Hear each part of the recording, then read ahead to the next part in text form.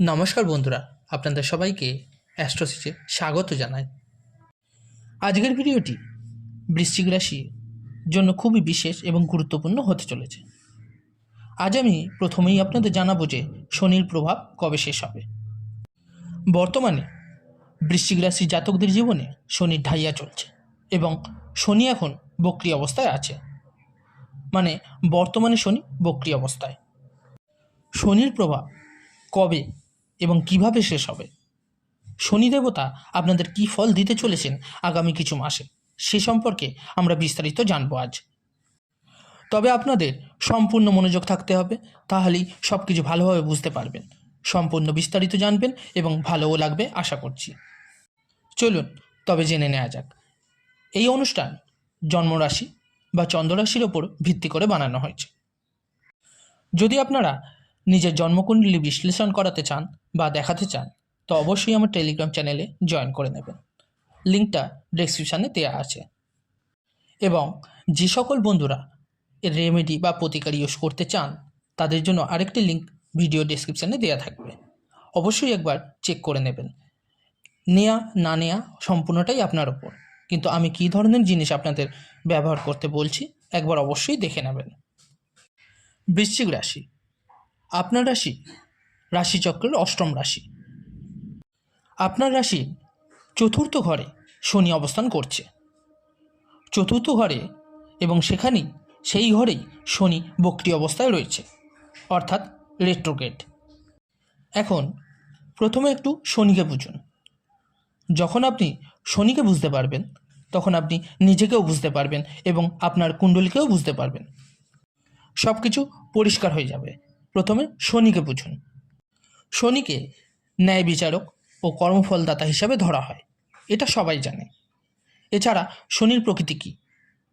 শনে শনে অর্থাৎ ধীরে ধীরে দেওয়া আর দীর্ঘ সময়ের জন্য দেওয়া। এই বিষয়টি আপনি নোট করে রাখুন। শনির কাজ হচ্ছে ধীরে ধীরে দেওয়া, কিন্তু যখন কিছু দেয় তা অনেক দীর্ঘ সময় ধরে দিতে থাকে।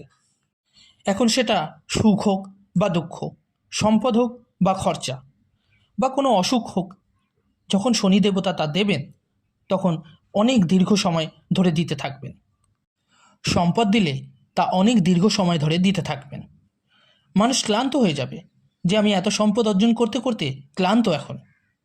আবার যখন শনিদেব অসুখ দেন, তো তখন মানুষ ক্লান্ত হয়ে যায় যে আমি এতবার চেক আপ করিয়ে করিয়ে করিয়ে ক্লান্ত হয়ে গেছি। আবার সেরকমই দীর্ঘ সময় ধরে সম্পদ ও খরচও দিয়ে যান। এই হচ্ছে শনির প্রকৃতি। কুণ্ডলীর ওপর ভিত্তি করে কুণ্ডলিতে শনিদেব কোন ঘরে বসে আছেন এবং কী ফল দিচ্ছেন তার উপর নির্ভর করবে আপনার জন্মকুণ্ডলী। কারণ শনি হচ্ছেন দুঃখের কারক, এবং শনিদেব যে ঘরে অবস্থান করেন সেই ঘরে আমাদের নিজেদের সবটুকু এফর্ট দিতে হয়, এটা 100% নিশ্চিত। যে ঘরে আপনার শনিদেব বসবেন সেই ঘরে আপনাকে সংগ্রাম করতে হবে, প্রচেষ্টা করতে হবে, এবং সেখানে কিছু না কিছু ঘাটতি আপনি অনুভব করবেন। আমি কিছু উদাহরণ দিই আপনাকে। যেমন শনি আপনার 7th হাউসে থাকলে কি হবে। ধরুন শনি আপনার 7th হাউস হলো বিয়ে এবং বৈবাহিক জীবনে। অর্থাৎ শনি যদি 7th হাউসে থাকে তাহলে আপনার বিয়েতে দেরি করাবে, হয়তো 32 বা 34 বছরের পর বিয়ে হবে। অথবা যদি আপনার বিয়ে আগেই হয়ে যায় তাহলে সেখানে আপনি কিছু অভাব অনুভব করবেন। সেখানে আপনাকে প্রচেষ্টা চালিয়ে যেতে হবে, আপনার সবটুকু এফর্ট দিতে হবে, আপনার সমস্ত কর্ম সেখানে দিতে হবে আপনার বিয়েতে, বৈবাহিক জীবনে, এটি মনে রাখতে হবে। আর যদি শনি আপনার 10th হাউসে থাকে, অর্থাৎ কর্মজীবনের ঘরে, তাহলে আপনি পরিশ্রম করে যাবেন, কিন্তু আপনার মনে হবে যে আপনার যোগ্যতা অনুযায়ী আপনি যা চান বা যা প্রাপ্য তা পাচ্ছেন না। কিছুটা অভিযোগ থাকবে, কিন্তু আপনি পরিশ্রম করেই যাবেন। যদি আপনার শনি 4th হাউসে থাকে, সেখানে বসে আছে যেখানে এখন আপনার কুণ্ডলিতে বসে আছে, তাহলে আপনি সম্পত্তি নিয়ে চিন্তা করবেন। আপনি ভাববেন আমি সম্পত্তি কিনতে চাই, গাড়ি কিনতে চাই, বড় কিছু কিনতে চাই, কিন্তু এতে সময় লাগবে। শনি ধীরে ধীরে কাজ করে। আচ্ছা, এখন জানুন যে শনি বক্রী আছে আপনার রাশিতে। যদি শনি 4th হাউসে বক্রী থাকে, তাহলে শনির প্রভাব 14ই নভেম্বরের পর থেকে ধীরে ধীরে কমবে। আমি আগেই বলেছিলাম শনি ধীরে ধীরে কাজ করে। আপনার ওপর শনির ঢাইয়া চলছে, যা 30শে মার্চ 2025 সালে শেষ হবে। এরপর আপনার শনির সাড়ে বা ঢাইয়া অনেক দিন পর্যন্ত থাকবে না। ধরে নিন যে তারপর আপনি বেশ কিছুদিনের জন্য রিল্যাক্স করতে পারবেন এবং মানসিক চাপমুক্ত হয়ে যাবেন। কিন্তু তার আগে 14ই নভেম্বরের পর শনি মার্গী হবে এই একই ঘরে। মার্গী অর্থাৎ শনি তার সঠিক গতি অনুযায়ী চলাচল করবে এবং সঠিক ফলাফল দেবে। শনি মার্গী হলে ষষ্ঠ ঘরে তার দৃষ্টি পড়বে। যারা ঋণের মধ্যে রয়েছেন বা কারো কাছ থেকে টাকা বকেয়া রয়েছে, তা 5,000 হোক বা 50,000 হোক, তার কোনো না কোনো সমাধান খুঁজে পাবেন আপনি যখন শনি মার্গী হবে। সমাধান আপনার একটা বের হবে, এটা মনে রাখবেন। এছাড়াও কিছু মানুষ যারা ঋণ, রোগ, শত্রু বা কোর্ট কাছারি নিয়ে সমস্যায় ভুগছেন, তাদের জন্য সমাধানের পথ খুঁজতে পাওয়া যাবে এই সময়। শনির প্রভাব ধীরে ধীরে কমে আসবে। যারা শনির ঢাইয়ার প্রভাবে প্রচণ্ড মানসিক চাপ অনুভব করছেন, তাদের জন্য পরিস্থিতি ভালো হবে। আর যাদের কুণ্ডলিতে শনিদেব ভালো অবস্থানে আছেন, তারা টেরই পাবেন না যে এই 2.5 বছর কখন কেটে যাবে। শনি হলো সেই গ্রহ যা ভিখারিকে রাজা বানাতে পারে, আবার রাজাকে ভিখারি বানাতে পারে। আমি কিছু উদাহরণ দিচ্ছি আপনাদের। যেমন শনি আপনার ঋণ, রোগ, শত্রু, কোর্ট কাছারি এইসব বিষয়গুলিতে 14ই নভেম্বরের পর একটি দরজা খুলে দেবে, যার মাধ্যমে আপনি বিজয় অর্জন করবেন এবং সেখান থেকে বেরিয়েও আসতে পারবেন। শনি যখন মার্গী হবে, তখন তার দৃষ্টি আপনার 10ম ঘরে পড়বে। 10ম ঘর হলো কর্মজীবনের ঘর। সুতরাং 14ই নভেম্বরের পর যখন শনি 10ম ঘরে দৃষ্টি দেবে, তার অর্থ হলো আপনি বুঝতে পারছেন না যে আপনার জন্য কোন কর্মজীবন সঠিক, বা যে কর্মজীবনে আপনি বর্তমানে কাজ করছেন তা আপনার জন্য ভালো কিনা। এই বিভ্রান্তি, নেতিবাচকতা এবং মানসিক চাপ থেকে শনিদেব আপনাকে মুক্ত করবেন। তবে আমি কিন্তু সবসময় আপনাদের বলি, এটি একবারে সাধারণভাবে বলা হচ্ছে সমস্ত বৃশ্চিক রাশির জন্য। কোটি কোটি মানুষের কুণ্ডলী আলাদা হয়।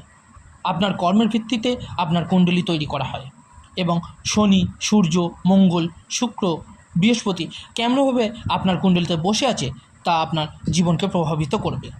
সুতরাং গোচরের কিছু প্রভাব জীবনে পড়বেই। যাদের চাকরি নেই বা যারা চাকরি নিয়ে সমস্যায় আছেন, তাদের জন্য ভালো সম্ভাবনা দেখা যাচ্ছে। আমি বলবো আপনাদের নভেম্বর মাস খুবই ভালো হবে।